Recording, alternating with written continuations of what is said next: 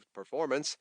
He did not introduce financial incentives to motivate different behavior, nor did he take further cost-cutting initiatives or launch a culture or leadership development program.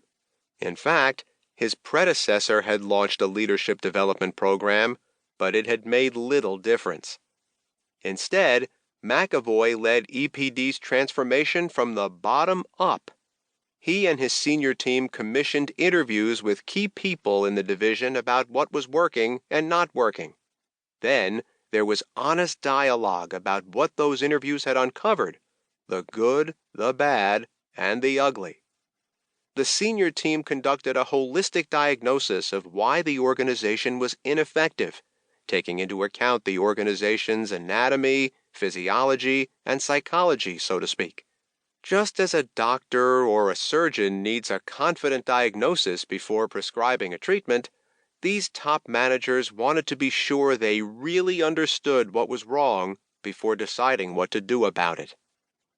Once the team members arrived at a diagnosis and a plan for change, the whole team held one-day meetings in 15 parts of the organization scattered across the country, including corporate functions.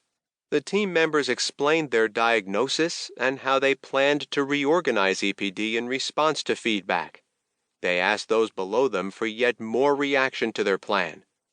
McAvoy himself did something quite unusual but powerful in these meetings. He shared publicly the feedback he had received about his own management style. Thus, EPD's surprisingly rapid and successful realignment with its new strategy emerged from open discussion and reflection, not simply from some other organization's or consultant's idea of a best practice. McAvoy and his team carried out an example of what I call an honest, collective, and public conversation. In everyday life, a conversation is often unstructured, but often fails to be truly open. But the honest conversations I am talking about are quite structured and are based on years of research and experience by me, Russ Eisenstadt, and our colleagues at TruePoint Partners, a research-based consultancy I co-founded with Russ.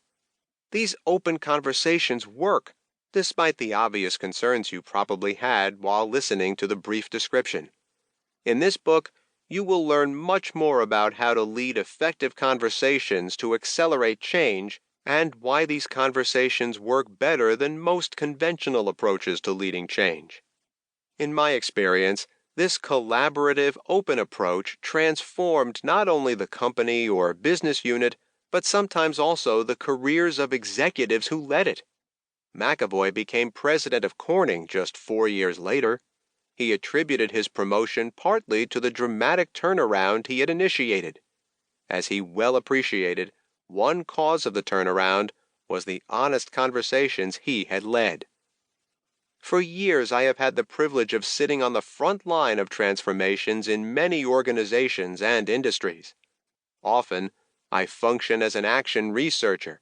While facilitating and advising, I also document cases and conduct rigorous research on why some transformations are more successful than others. My work has led me to an actionable theory of how to rapidly develop an organization fit to compete, that is, an organization able to realign itself rapidly with ever-changing competitive demands. The approach I and my colleagues have developed, honest, collective, and public conversation, is, I freely admit, unconventional and counterintuitive. But it is successful. It asks much of everyone involved, but delivers even more. Introduction. Why your strategy needs an honest conversation. Management systems require knowledge of the interrelationships between all components within the system and of everybody that works in it. W. Edwards Deming, presentation at Western Connecticut University, February 1990. Courage is the most important of all the virtues, because without courage, you can't practice any other virtue consistently. You can practice any virtue erratically, but nothing consistently without courage.